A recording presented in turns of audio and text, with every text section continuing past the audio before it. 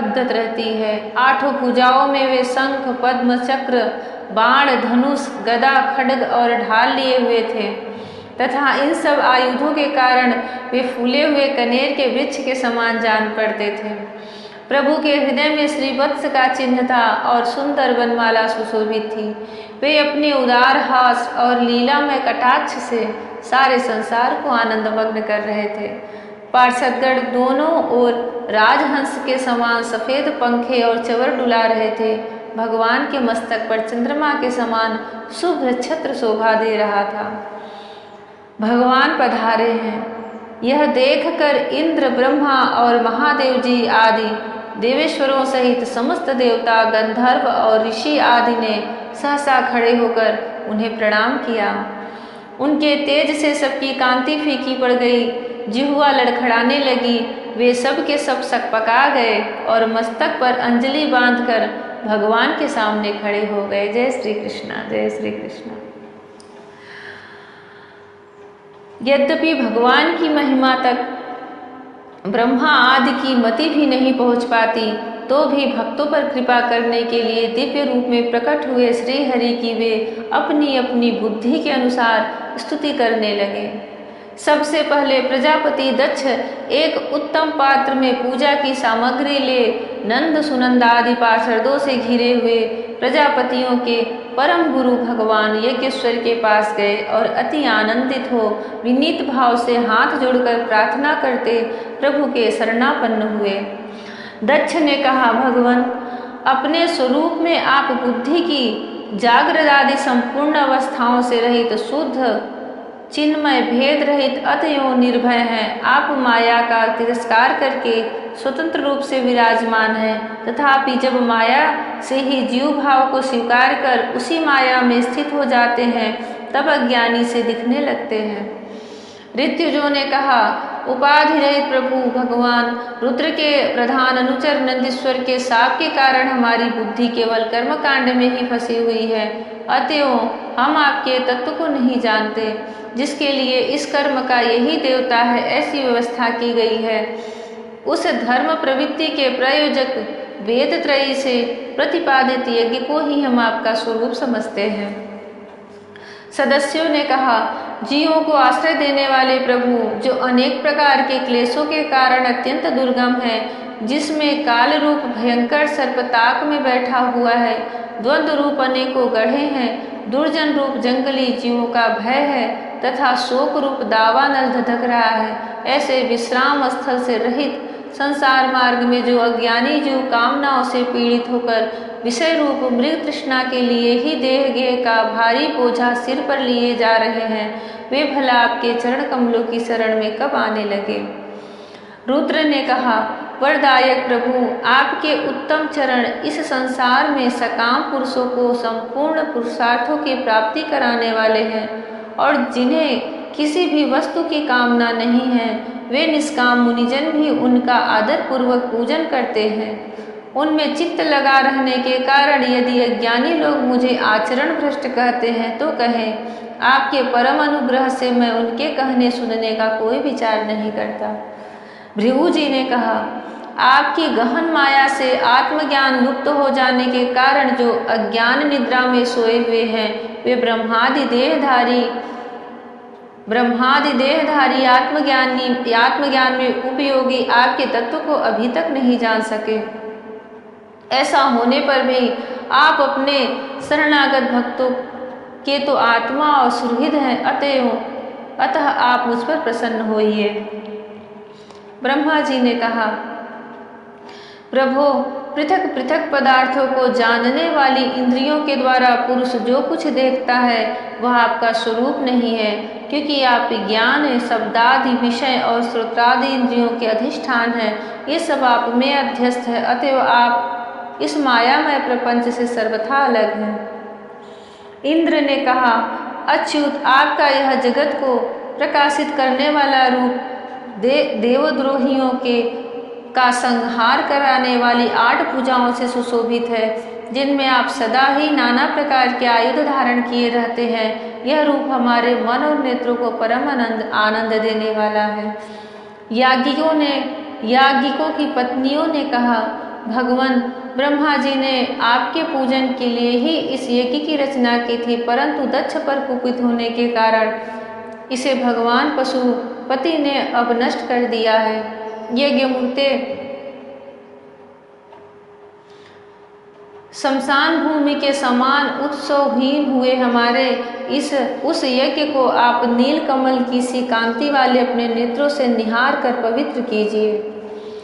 ऋषियों ने कहा, भगवान आपकी लीला बड़ी ही अनोखी है, क्योंकि आप कर्म करते हुए भी उनसे निर्लेप रहते हैं। दूसरे लोग वैभव की भूख से जिन लक्ष्मी जी की उपासना करते हैं वे स्वयं आपकी सेवा में लगी रहती हैं, तो भी आप उनका मान नहीं करते, उनसे निःस्पृह रहते हैं। सिद्धों ने कहा, प्रभु यह हमारा मन रूप हाथी नाना प्रकार के क्लेश रूप दावानल से दग्ध एवं अत्यंत तृषित होकर आपकी कथा रूप विशुद्ध अमृतमय सरिता में घुसकर गोता लगाए बैठा है। वहाँ ब्रह्मानंद में लीन सा हो जाने के कारण उसे न तो संसार रूप दावानल का ही स्मरण है और न वह उस नदी से बाहर ही निकलता है। यजमान पत्नी ने कहा, सर्वसमर्थ परमेश्वर आपका स्वागत है, मैं आपको नमस्कार करती हूँ। आप मुझ पर प्रसन्न होइए। लक्ष्मीपते, अपनी प्रिया लक्ष्मी जी के सहित आप हमारी रक्षा कीजिए। यज्ञेश्वर, जिस प्रकार सिर के बिना मनुष्य का धड़ अच्छा नहीं लगता, उसी प्रकार अन्य अंगों से पूर्ण होने पर भी आपके बिना यज्ञ की शोभा नहीं होती। लोकपालों ने कहा, अनंत परमात्मन, आप समस्त अंतःकरण के साक्षी हैं। यह सारा जगत आपके ही द्वारा देखा जाता है, तो क्या मायिक पदार्थों को ग्रहण करने वाली हमारी इन नेत्र आदि इंद्रियों से कभी आप प्रत्यक्ष हो सके हैं? वस्तुतः आप हैं तो पंचभूतों से पृथक, फिर भी 5 भौतिक शरीरों के साथ जो आपका संबंध प्रतीत होता है, यह आपकी माया ही है।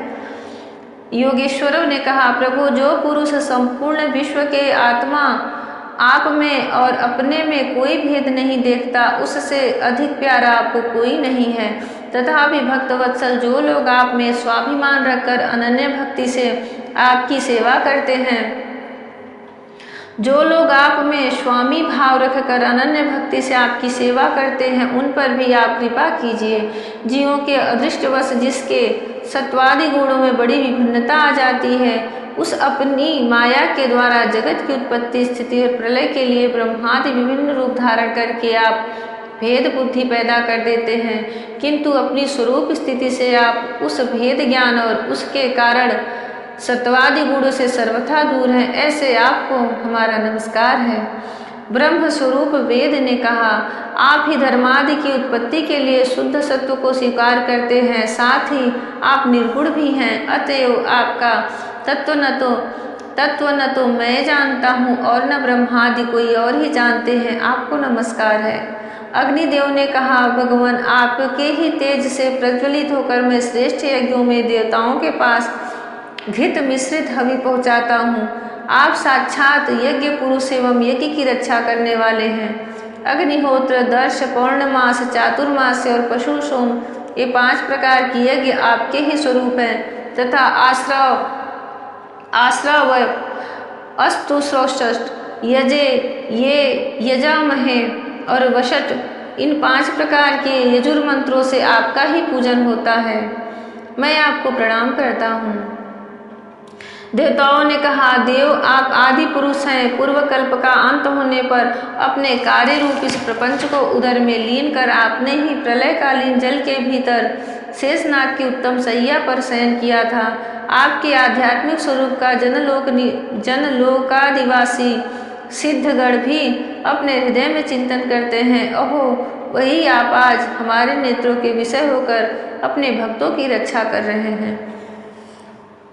गंधर्वों ने कहा, देव, मरीचि आदि ऋषि और ये ब्रह्मा, इंद्र तथा रुद्रादि देवगण आपके अंश के भी अंश हैं। महत्तम, यह संपूर्ण विश्व आपके खेल की सामग्री है। नाथ, ऐसे आपको हम सर्वदा प्रणाम करते हैं। विद्याधरों ने कहा, प्रभो, परम पुरुषार्थ की प्राप्ति के साधन रूप इस मानव देह को पाकर भी जीव आपकी माया से मोहित होकर इसमें मैं मेरेपन का अभिमान कर लेता है। फिर वह दुर्बुद्धि अपने आत्मियों में तिरस्कृत होकर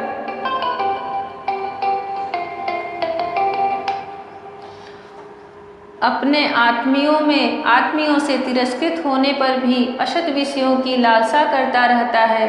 किंतु ऐसी अवस्था में भी जो आपके कथामृत का सेवन करता है, वह इस अंतःकरण के मोह को सर्वथा त्याग देता है। ब्राह्मणों ने कहा, भगवान, आप ही यज्ञ हैं, आप ही हवि हैं, आप ही अग्नि हैं, स्वयं आप ही मंत्र हैं, आप ही समिधा, कुशा और यज्ञ पात्र हैं तथा आप ही सदस्य, ऋतु, यजमान एवं उसकी धर्मपत्नी, देवता, अग्निहोत्र, स्वधा, सोमरस, घृत और पशु हैं। वेद मूर्ते, यज्ञ और उसका संकल्प दोनों आप ही हैं। पूर्व काल में आप ही अति विशाल वराह रूप धारण कर रसातल में डूबी हुई पृथ्वी को लीला से ही अपनी डाढ़ों पर उठाकर इस प्रकार निकाल लाए थे जैसे कोई गजराज कमलनी को उठा लाए। उस समय आप धीरे धीरे गरज रहे थे और योगीगण आपका यह अलौकिक पुरुषार्थ देखकर आपकी स्तुति करते जाते थे। यज्ञेश्वर, जब लोग आपके नाम का कीर्तन करते हैं तब यज्ञ के सारे विघ्न नष्ट हो जाते हैं। हमारा यह यज्ञ स्वरूप सत्कर्म नष्ट हो गया था, अतः हम आपके दर्शनों की इच्छा कर रहे थे। अब आप हम पर प्रसन्न हुई, आपको नमस्कार है। श्री मैत्रेय जी कहते हैं, भैया विदुर, जब इस प्रकार सब लोग यज्ञ रक्षक भगवान ऋषिकेश की स्तुति करने लगे, तब परम चतुर दक्ष ने रुद्र पार्षद वीरभद्र के ध्वंस किए हुए यज्ञ को फिर आरंभ कर दिया। सर्वांतर्यामी श्रीहरि यूँ तो सभी के भागों के भुक्ता है, तथापि त्रिकपाल पुरोडास रूप अपने भाग से और भी प्रसन्न होकर उन्होंने दक्ष को संबोधन करके कहा।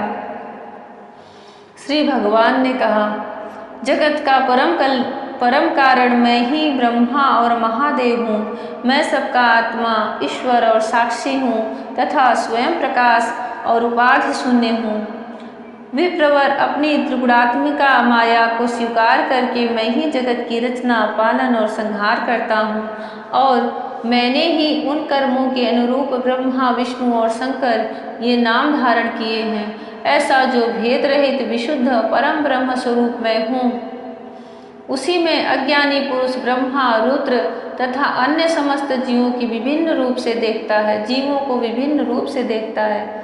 जिस प्रकार मनुष्य अपने सिर और हाथ आदि अंगों में ये मुझसे भिन्न है ऐसी बुद्धि कभी नहीं करता, उसी प्रकार मेरा भक्त प्राणी मात्र को मुझसे भिन्न नहीं देखता। ब्राह्मण, हम ब्रह्मा, विष्णु और महेश्वर तीनों स्वरूपतः एक ही हैं और हम ही संपूर्ण जीव रूप हैं। अतः जो हमसे कुछ भी भेद नहीं देखता वही शांति प्राप्त करता है। श्री मैत्रेय जी कहते हैं, भगवान की इस प्रकार आज्ञा देने पर प्रजापतियों के नायक दक्ष ने उनका त्रिकपाल यज्ञ के द्वारा पूजन करके फिर अंगभूत और प्रधान दोनों प्रकार के यज्ञों से अन्य सब देवताओं का अर्चन किया। फिर एकाग्रचित्त हो भगवान शंकर का यज्ञ शेष रूप उनके भाग से यजन किया तथा समाप्ति में किए जाने वाले उद्वसान नामक कर्म से अन्य सोमपाई एवं दूसरे देवताओं का यजन कर यज्ञ का उपसंहार किया और अंत में ऋतिजों के सहित अवभृत स्नान किया। फिर जिन्हें अपने पुरुषार्थ से ही सब प्रकार की सिद्धियां प्राप्त थी, उन दक्ष प्रजापति को तुम्हारी सदा धर्म में बुद्धि रहे ऐसा आशीर्वाद देकर सब देवता स्वर्गलोक को चले गए। विदुर जी, सुना है कि दक्ष सुता सती ने इस प्रकार अपना पूर्व शरीर त्याग कर फिर हिमालय की पत्नी मेना के गर्भ से जन्म लिया था। जिस प्रकार प्रलय काल में लीन हुई शक्ति सृष्टि के आरंभ में फिर ईश्वर का ही आश्रय लेती है, उसी प्रकार अनन्य परायणा श्री अंबिका जी ने उस जन्म में भी अपने एकमात्र आश्रय प्रियतम भगवान शंकर को ही वरण किया। विदुर जी, दक्ष यज्ञ का विध्वंस करने वाले भगवान शिव का यह चरित्र मैंने बृहस्पति जी के शिष्य परम भागवत उद्धव जी के मुख से सुना था। कुरुनंदन श्री महादेव जी का यह पावन चरित्र यश और आयु को बढ़ाने वाला तथा पाप कुंज को नष्ट करने वाला है। जो पुरुष भक्ति भाव से इसका नित्य प्रति श्रवण और कीर्तन करता है वह अपनी पाप राशि नाश कर देता है। जय श्री कृष्णा, जय महादेव। हमारे सामने अचानक भगवान प्रकट हो जाएं तो हम किन शब्दों में उनकी स्तुति करेंगे, यह अपने मन में अवश्य विचार कीजिएगा। दक्ष के यज्ञ में दक्ष का यज्ञ भी पूर्ण नहीं हुआ था। उस यज्ञ को शुद्ध करके आरंभ करने के लिए फिर से उसमें पुरोडास नामक चरु का हवन जैसे ही किया, भगवान वहाँ प्रकट हो गए और उन्होंने दर्शन देकर सबके मन को आनंदित किया। अपने नैनों से भर भर के सबने भगवान की वह छवि निहारी, उनके दर्शन किए और वहाँ कोई मनुष्य नहीं था। वहाँ पर सभी देवता, सिद्ध, विद्याधर, जिन्हें हम न कभी देख सकते हैं, न सुन सकते हैं, न जान सकते हैं, वह भी ऐसी ही स्तुति कर रहे हैं कि आज आप हमारे नैनों के सामने हैं, आज हम आपकी उस छवि को देख रहे हैं। भगवान के उस दिव्य स्वरूप की छवि का बार बार चिंतन करें और अपने मन में भी उनकी अपने शब्दों के द्वारा, अपनी बुद्धि के द्वारा स्तुति अवश्य करें। भागवत में जब भी ऐसे प्रसंग आए, हाथ जोड़ करके विनम्र भाव से उस भाव में चले जाएं कि मैं भी भगवान के स्वरूप को देख रहा हूँ और अपनी बुद्धि के द्वारा मैं भी उनकी स्तुति कर रहा हूँ।